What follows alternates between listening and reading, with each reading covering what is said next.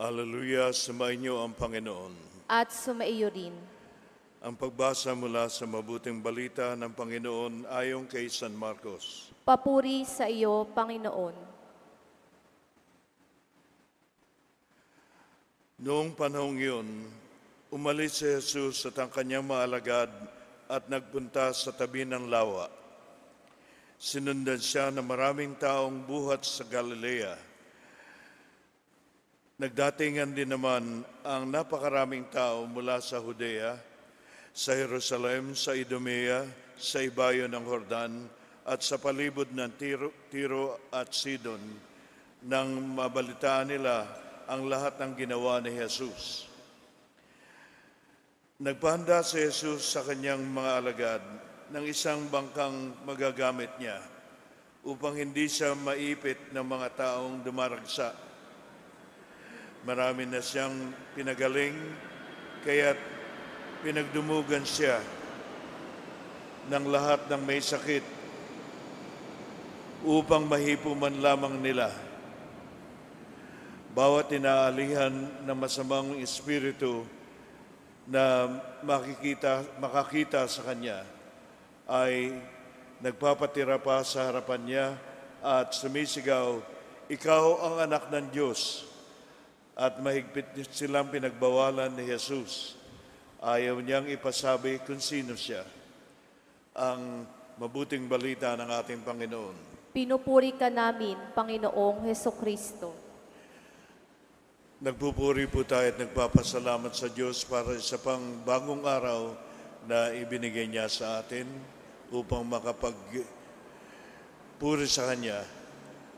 At dito sa ating dambana ng ating mahal na ina na naging saklolo ay nagpapasalamat din tayo sa Diyos para sa lahat ng kanyang mga biyaya. Araw-araw ay isang araw ng pasasalamat sa Diyos.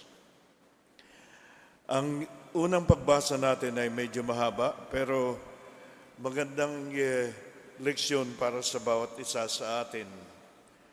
At makikita natin ang puso ng tao sa paninibugho ng hari kay David na siyang nagdala ng tagumpay sa kanilang bayan.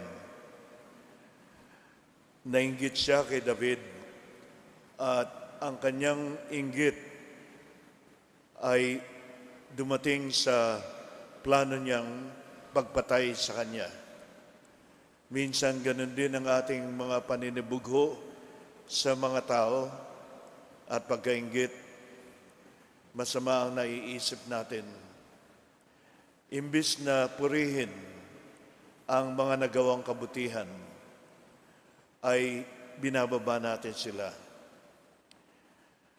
Katulad ng Haring Samuel, tayo rin ay tinatawag ng Panginoon na magbago. At ang pagbabagong yan ay, ang tawag niyan ay dumaloy sa pamamagitan ng kanyang anak na namagitan kay David at kay Samuel.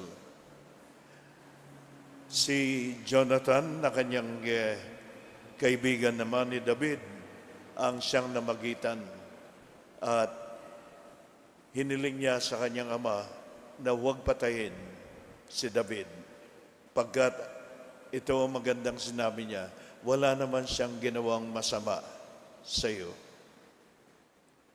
Isipin din natin yon kung meron tayong mga kinaiingitan. Bakit natin kinaiingitan sila? Bakit tayo naninibugho sa kanila? Wala naman silang ginagawang masama sa atin. Kaya timbis na mainggit o manibugho, magpuri tayo sa Diyos pagkat ang kanyang kabutihan ay dumadaloy sa mga taong ito, sa kanilang ginagawang kabutihan din. Ang ating ebanghelyo naman ay pamilyar na sa atin pagkat dinadagsa si Jesus, hindi dahil sa kung ano pa man, kundi dahil sa mga ginawa niya. Pero hindi ito ang layunin ni Jesus. Ang layunin niya ay mapalapit pa sa Diyos at sa Kanya ang mga tao. Ganon din ang layunin niya para sa bawat isa sa atin. Nagkakaroon ng mga maliliit na himala sa ating buhay, ngunit hindi tayo nagtatapos doon. Pagkat ang gusto ng Diyos sa pamamagitan ng mga maliliit na himalang iyan ay mapalapit pa tayo sa Kanya, makilala natin siya ng lubusan at mahalin siya. At sa pagmamahal natin ay mapagsilbihan natin siya sa ating kapwa. Ito po ang panalangin ko para sa inyo at para sa akin din. Sinasabi nating maswerte ang mga disipulo ni Jesus pagkat lagi nilang kasama si Jesus, pero lagi rin natin siyang kasama. Kung nakikinig lang tayo at binubuksan ang ating mga mata, kasama natin siya sa ating buhay sa araw-araw. At kasama natin siya lalo na sa ating pag-aalay ng Santa Misa at pagtanggap ng kanyang katawan at dugo. Amen.